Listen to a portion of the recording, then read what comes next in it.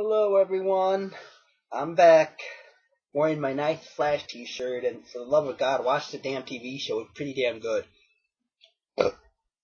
Today I thought I'd talk about bipolar disorder in school, going to bipolar disorder when you're in school, or in my case, going to pharmacy school while you have bipolar disorder.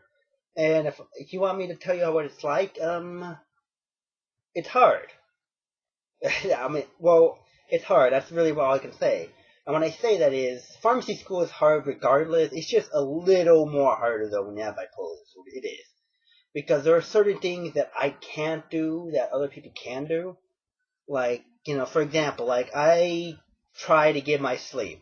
Like other people will stay up late. No, I cannot do that. I need to get my sleep in. Like I can't just study and cram all night. I have to get 8 hours of sleep. That's my thing. That's my goal. 7 or 8 hours. I cannot get less than that, and I don't want to get more than that. Other people can do that. I can't. Because if I do that, I know that if I get too little sleep, I tend to get manic. And I'll tell you what happened once is I had a physio exam, a pathophysiology test, right?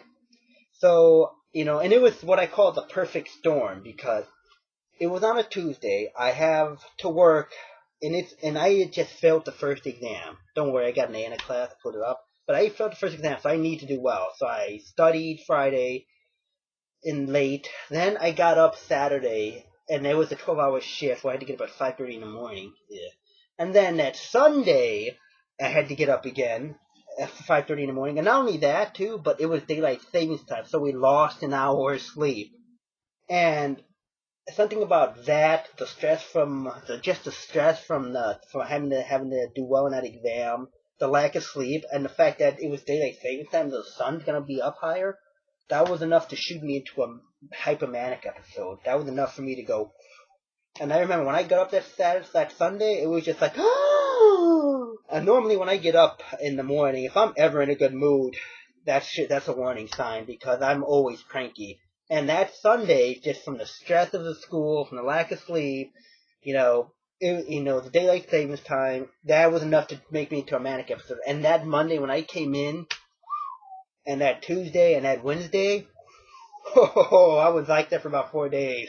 My friends saw that immediately. They were like, yeah, you're a little here. You should be here. And you're like, whoa, you're talking way too fast. You need to slow down.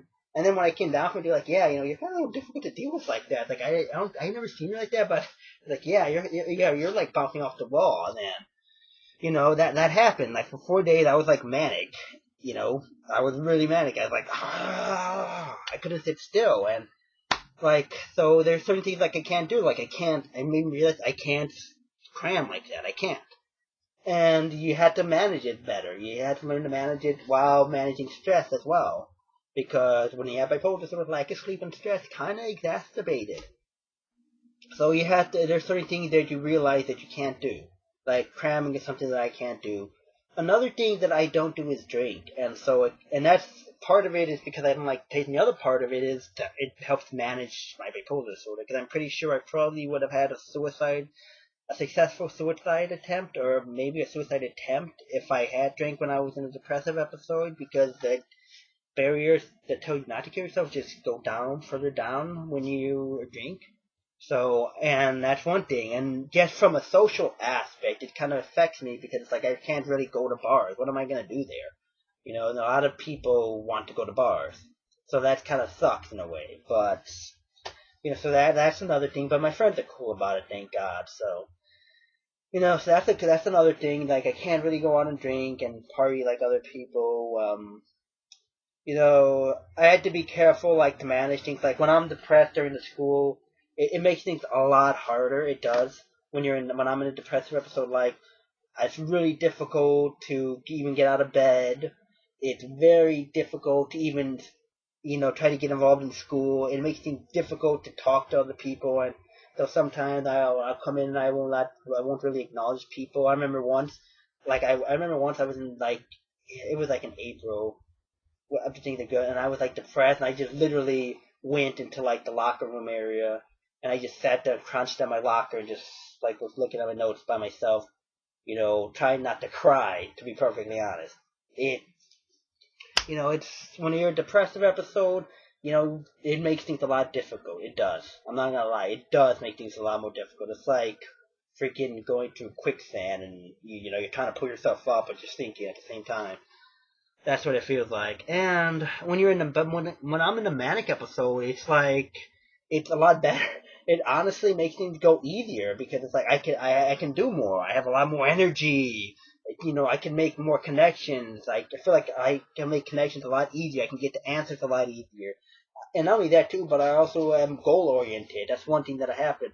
When I'm manic, one thing I didn't say is that I tend to get goal oriented, so I had to do something and I had to get it done now. It has to be done now, and I will not stop reading until I get it done. And that's kind of another thing. It's good when you're in school, when you need to study and do this assignment. It's good, but it's the best thing you can do is try to manage it.